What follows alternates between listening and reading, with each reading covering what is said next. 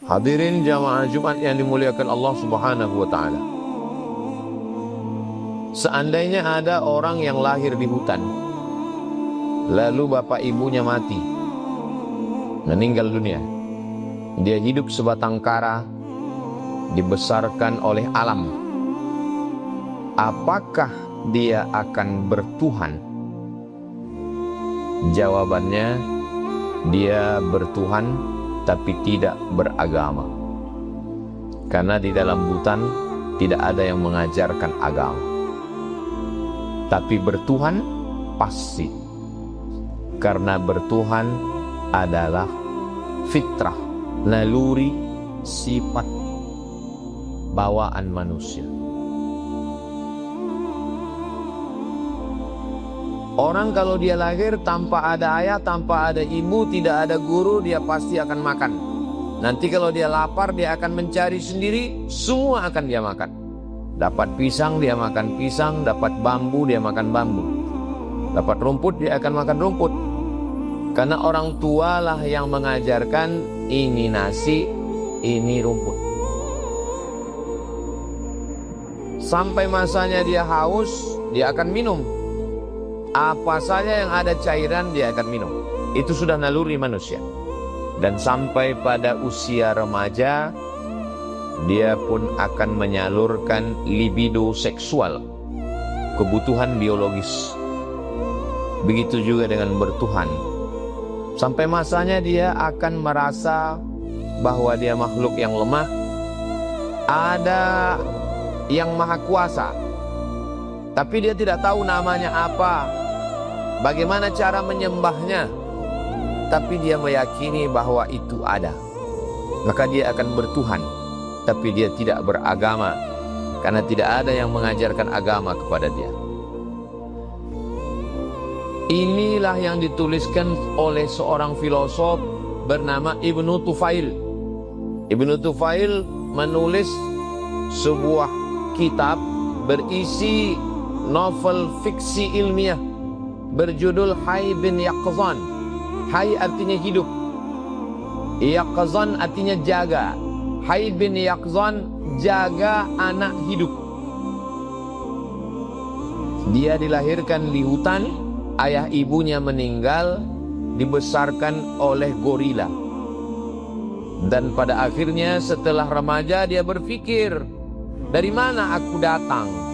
Mungkinkah aku manusia lahir dari seekor makhluk monyet besar? Siapa yang menghidupkan? Lalu kemudian suatu hari gorila yang membesarkannya itu mati. Dan dia melihat tiba-tiba nafas terhenti, detak jantungnya pun stop.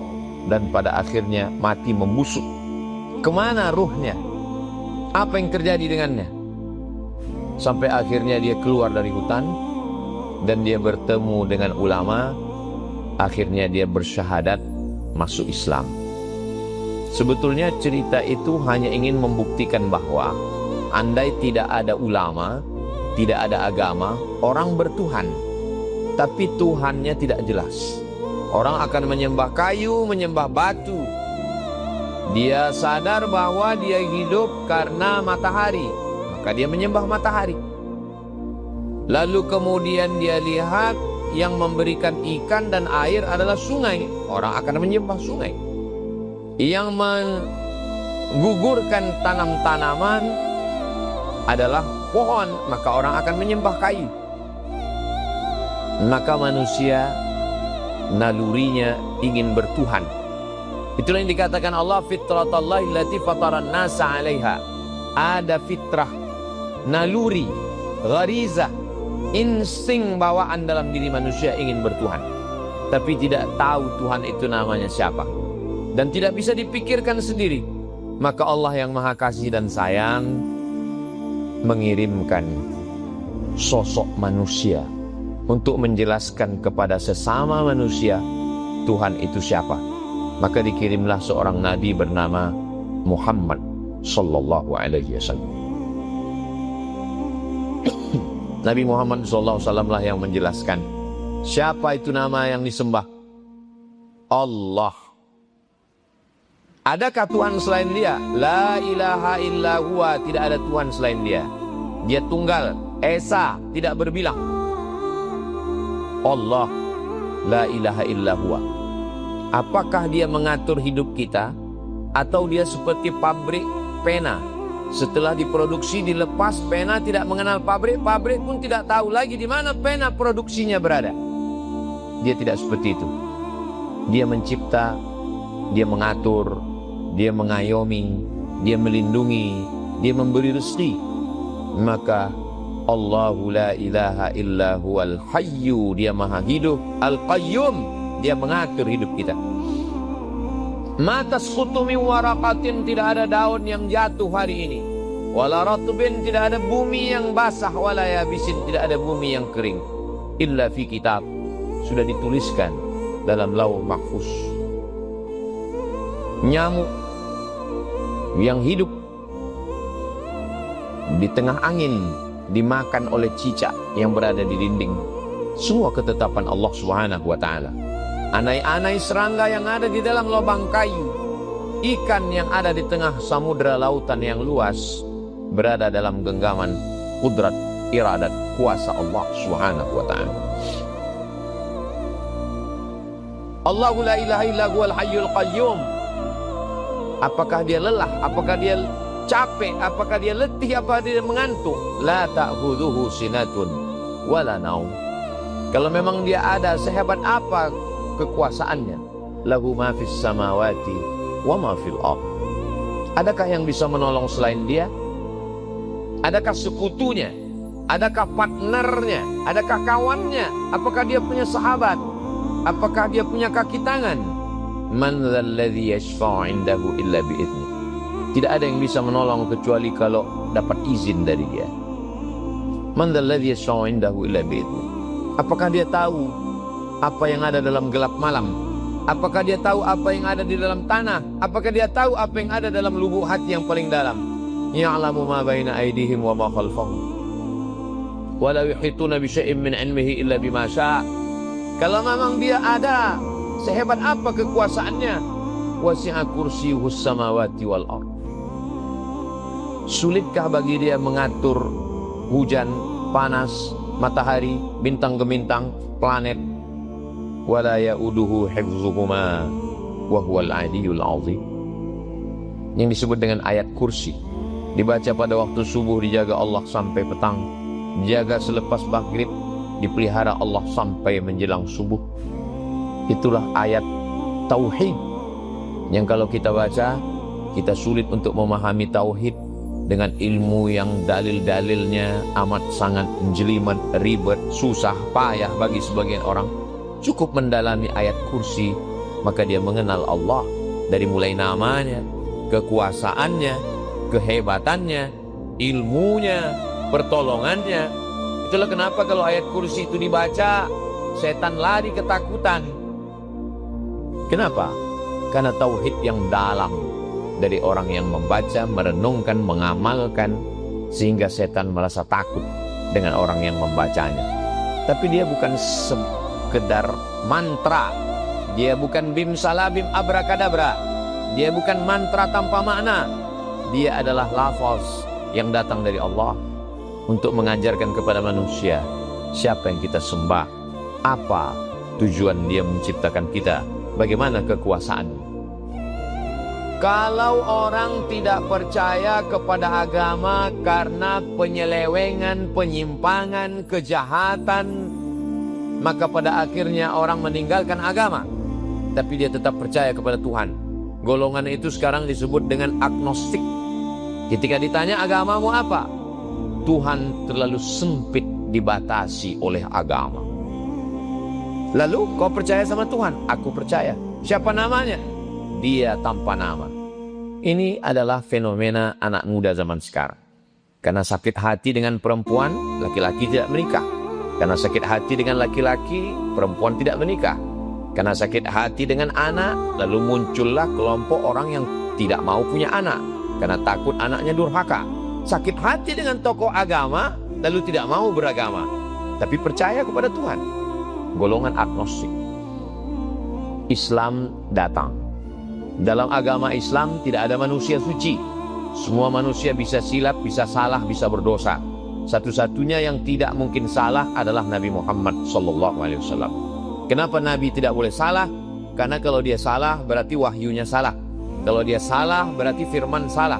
Kalau dia salah berarti ajarannya salah. Wallahu ya'simuka minan nas. Nabi itu terpelihara. Dia tidak mungkin salah. Dia tidak ditinggalkan Allah. Ma wadda'aka rabbuka wa ma qala. Kalau ada orang Islam yang sholat Jumat, pulang sholat sendalnya hilang, yang salah bukan Islam, yang salah adalah orang Islam.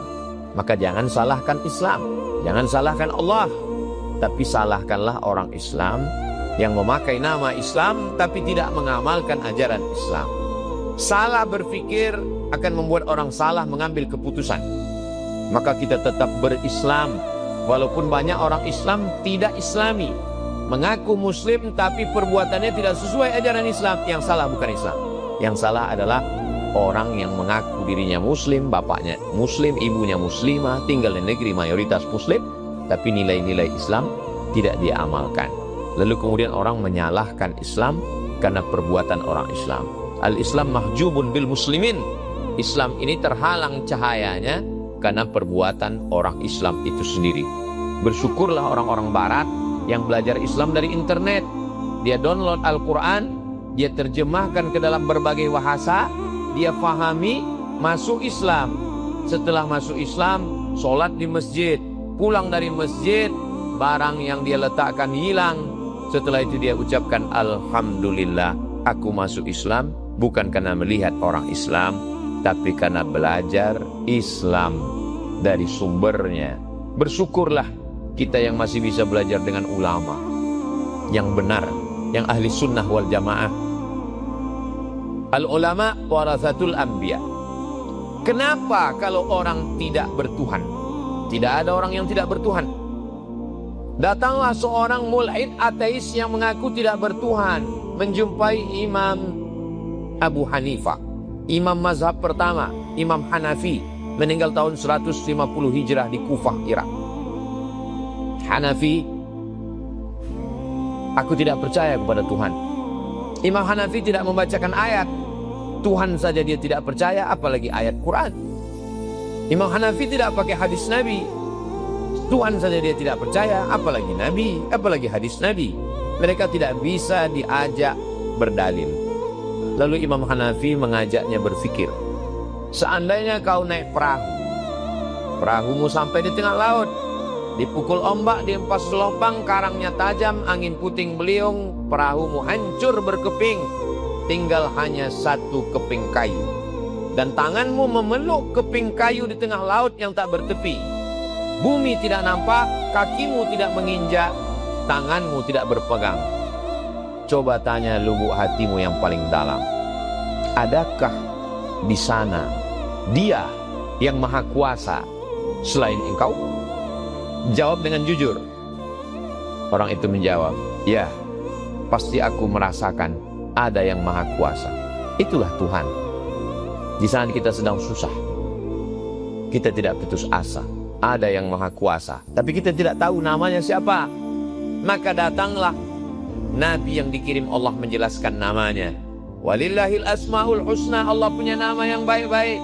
Fad'uhu biha, maka serulah dia. Ya Rahman, Ya Rahim, Ya Malik, Ya Kudus, Ya Salam, Ya Mu'min, Ya Muhaimin, Ya Aziz, Ya Jabbar, Ya Mutakabbir, Ya Farik, Ya Bari, Ya Musawwir, Ya Ghaffar. Kita berdoa meminta, memanggil dia dengan namanya yang banyak, tapi sesungguhnya dia satu. Qul huwallahu ahad, Allah Maha Esa Tunggal, la ilaha illallah, tiada Tuhan selain Dia. Jadi sesungguhnya orang-orang yang mengaku tidak bertuhan, di lubuk hati mereka yang paling dalam, mereka mengaku ada. Orang yang mengaku tidak bertuhan naik pesawat terbang, lalu mereka mengejek ada orang berdoa, Subhanalladzi sakhkhara lana hadza wa ma kunna lahu muqrinin wa inna ila rabbina lamunqalibun. Bismillahi majriha wa mursaha rabbil ghafurur rahim. Bismillahi tawakkaltu Allah. Dia mempertawakan orang yang membaca doa. Kata dia tidak ada Tuhan. Lalu kemudian pesawat pun take off dan sampai ke tengah Awan tiba-tiba terjadi turbulensi. Tiba-tiba pesawat mengalami goncangan. Orang yang berdoa sudah menyerahkan nyawanya, dirinya kepada Allah. Setelah dia katakan bismillah dengan nama Allah, tawakkaltu 'ala Allah, aku bertawakal kepada Allah, la haula wala quwata illa billah. Dia pun tertidur. Sementara yang tidak bertuhan terjaga, terbangun. Lalu kemudian tiba-tiba spontan mulutnya berkata, oh my God, oh Tuhan. Sesungguhnya tidak sesuai antara mulutnya sebelum ada masalah, setelah ada masalah. Diam-diam dia mengatakan, ada yang maha kuasa. Tempat bergantung, tempat meminta, dia yang melindungi. Maka sesungguhnya kita meyakini ada Allah. Bagaimana cara mendekatkan diri kepadanya?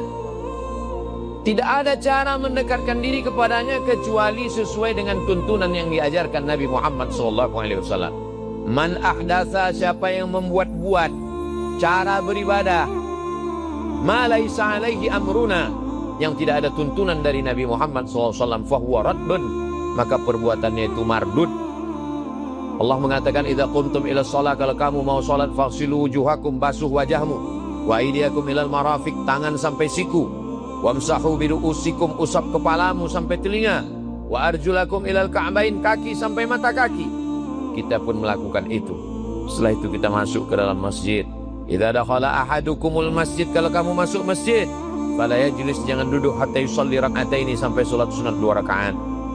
Lalu kemudian Nabi mengatakan, sallu kama raaitumuni usalli, salatlah kamu sebagaimana kamu melihat aku salat.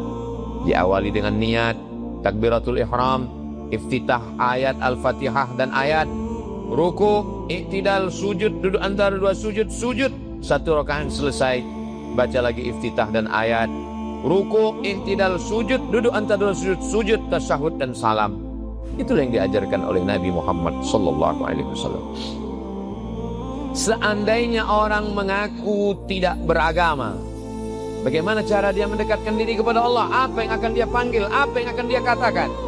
Kalau dia kaya, dia akan sombong sesombong-sombongnya. Dia mengatakan ini keberhasilan aku. Dia mempertuhankan dirinya. Dan kalau dia stres, depresi, dia tidak sanggup menjalani hidup, dia akan bunuh diri. Bagi dia mengakhiri hidup. Tapi kalau orang bertuhan, kalau dia berhasil, dia berkata, innama, apa yang saya terima ini, hadza min fadli rabbi, ini karunia dari Allah, liyabluwani, untuk menguji saya. Ashkur, apakah saya menjadi orang yang bersyukur, am akfur, atau saya menjadi orang yang kufur. Kalau seandainya dia dalam keadaan miskin, susah, melarat, diuji, sakit, mati, dia akan mengambil air wudhu, dia akan angkat kedua tangannya dan berkata, ujianku kecil, yang besar hanya Engkau. Allahu Akbar. Sakitku tidak ada apa-apanya, karena nikmatmu jauh lebih besar. Allahu Akbar kabira. Aku tidak layak dipuji, karena pemilik pujian hanya Engkau. Walhamdulillahi katsira. Aku kotor, yang suci hanya Engkau. Wa subhanallahi bukratan wa asila. Aku tidak menghadap kepada pejabat, kepada orang kaya, kepada konglomerat. Aku menghadap hanya kepada Engkau. Wajjahtu wajhiya lilladzi fataras samawati wal arda hanifan musliman wa ma ana minal musyrikin. Kuserahkan semuanya kepadamu. Inna salati wa nusuki wa mahyaya wa mamati lillahi rabbil alamin. Aku tidak menyembah kayu, tidak menyembah batu, tidak menyembah hantu. La syarika lahu wa bidzalika umirtu ana minal muslimin. Setelah itu dia minta perlindungan kepada Allah dari godaan syaitan.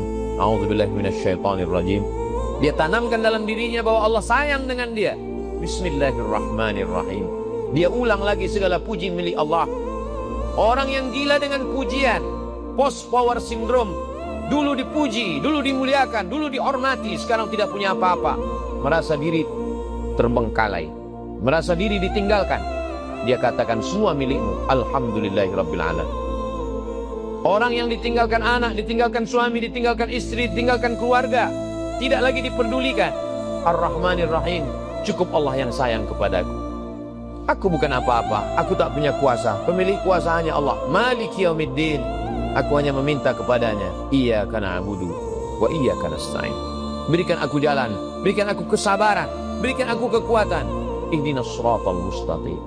Jalan yang pernah Engkau berikan kepada nabi-nabi, wali-wali, orang mati syahid, orang-orang soleh. siratal ladzina an'amta 'alaihim, bukan jalan kepada orang Yahudi, bukan jalan Nasrani, ghairil maghdubi 'alaihim waladdallin. Setelah itu dia katakan, terimalah doaku ya Allah, amin.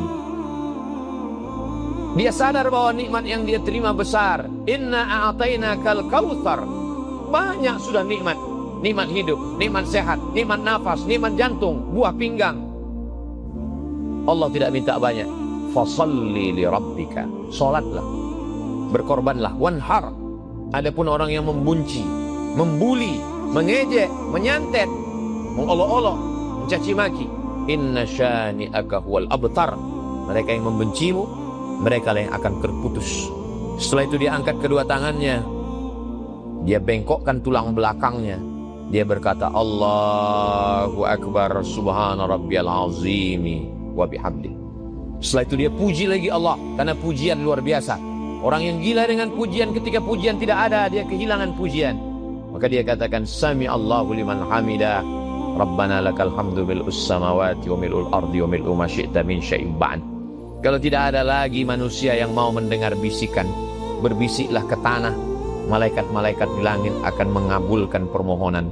Maka dia tempelkan keningnya ke lantai, ke tanah, dia berbisik berkata, Subhana rabbiyal a'la wa bihamdi. Setelah itu dia duduk, 8 permohonannya kepada Allah. Rabbil firli warhamni wajburni warfa'ni wazubni wahdini wa'afini wa'afu anni. Setelah itu dia ulang lagi, dia tempelkan keningnya ke lantai dan berkata, Subhana rabbiyal a'la wa bihamdi. Aqrabu ma yakunul abdu min rabbihi wa huwa sajid. Orang paling dekat dengan Allah ketika dia sedang bersujud. Di saat sujud itulah dia meminta, mengadu, menangis, berkeluh kesah. Puas batinnya, penuh terasa, sesak dada hilang, segala keluh kesah, kesempitan, kepahitan, kepayahan hancur berkeping bersama lelehan air mata. Subhana rabbiyal a'la wa bihamdi. Setelah itu dia duduk, dia serahkan semuanya kepada Allah. At-tahiyatul mubarakatuh, salawatu, tayyibatu lillah. Semua punya engkau, bukan punya aku. Aku bukan apa-apa dan bukan siapa-siapa. Setelah itu dia ulang syahadatnya. Asyhadu an la ilaha illallah wa asyhadu anna Muhammadar Rasulullah. Dia tidak lupa, dia sedang berhadapan dengan Nabi. Dia ucapkan salam, Assalamu alayka ayyuhan nabi wa rahmatullahi wa barakatuh. Dia juga ucapkan salam kepada malaikat-malaikat, orang-orang soleh, manusia, jin Islam. Wassalamu alayna wa ala ibadillahi salihin.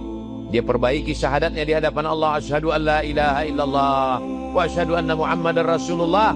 Setelah itu dia bersolawat. Allahumma salli ala Sayyidina Muhammad wa ala ali Sayyidina Muhammad kama sallaita ala Sayyidina Ibrahim wa ala ali Sayyidina Ibrahim. Allahumma barik ala Sayyidina Muhammad wa ala ali Sayyidina Muhammad kama barakta ala Sayyidina Ibrahim wa ala ali Sayyidina Ibrahim fil alamin innaka Hamidum Majid. Cukup kalau hanya cukup, tapi dia ingin bermanis-manis, bermanja-manja. Dia ingin mengadukan semua keluh kesahnya. Tak puas rasanya meminta mengadu kepada Allah. Maka dia katakan, Rabbighfir li ma qaddamtu wa ma akhartu wa ma asraftu wa ma a'lantu wa ma asraftu wa ma anta a'lamu bi minni antal muqaddim wa antal muakhiru la ilaha illa anta subhanaka inni kuntu minadh dhalimin. Lalu dia meminta 4 permohonan kepada Allah. Allahumma inni a'udzubika min adzabi jahannam wa min adzabil qabri wa min fitnatil mahya wal mamat wa min syarri fitnatil masiihid dajjal. Setelah itu dia tetap juga belum ingin berpisah dengan Allah. Dia minta lagi kepada Allah, Allahumma a'inni ala dzikrika wa syukrika wa husni ibadatik. Setelah itu barulah dia mengucapkan Assalamualaikum warahmatullah. Assalamualaikum warahmatullah. Begitulah Nabi mengajarkan kita supaya tak putus asa, supaya senantiasa berharap kepada Allah. Barakallahu li wa lakum fil Qur'anil azim wa nafa'ani wa iyyakum bima fihi minal ayati wa dzikril hakim. Wa taqabbala minni wa minkum tilawatahu innahu huwal ghafurur rahim.